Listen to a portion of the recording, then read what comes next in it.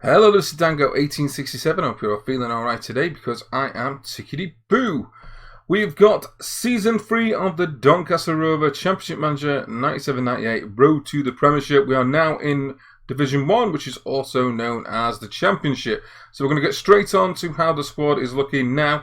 So as you can see, big movement at the start of the season. Neil Alexander and his dodgy agent are forced to move to Newcastle, which has brought in 2.6 million. Off the back of that, I decided that Margeston wasn't going to be good enough to hold that number 1 spot this season, so he was also sold to bring in some more money and cover the books. 250k for him to go to Barnet, and then we released Paul Ritchie. So good money coming in in the last part of the season. As you can see, we've sold quite a few players for a fair bit of money. So first things first, Mauricio Taricco, we tried to sign from Ipswich 2 or 3 times over the last 2 seasons, and we've managed to get him now on a free transfer, which I was very happy about. We signed a young guy for the future in regards of Stuart Scott. We brought in Matt Clark to be our number 1. I've managed him when I did my Sheffield Wednesday save, and to be honest, he's a very good keeper where I feel it's a good bit of business getting him in on a free. The coup of the season in the division for me is the absolute Uruguayan legend Ruben Sosa coming in. Stats are still epic. Look at those 20-20-20s all over the board. So very happy with that. Could be a one-season wonder, I know it, but just worth it for the absolute retro feel.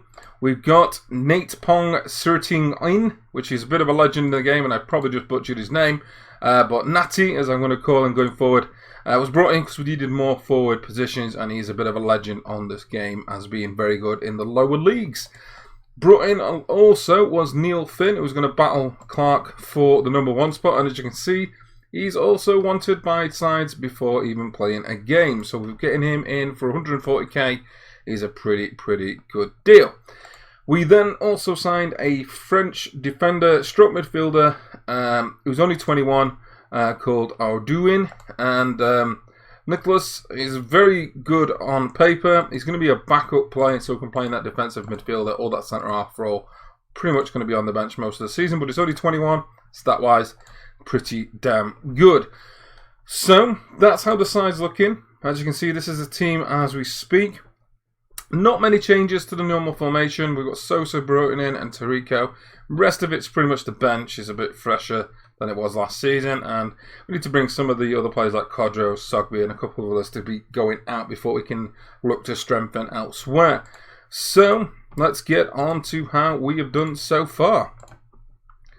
Couple of friendlies to talk about very briefly. So we beat Scarborough 3-1 away, followed up with a mental game against Yeovil where we won 4-3, and obviously those games, lots of substitutions to freshen up the entire team.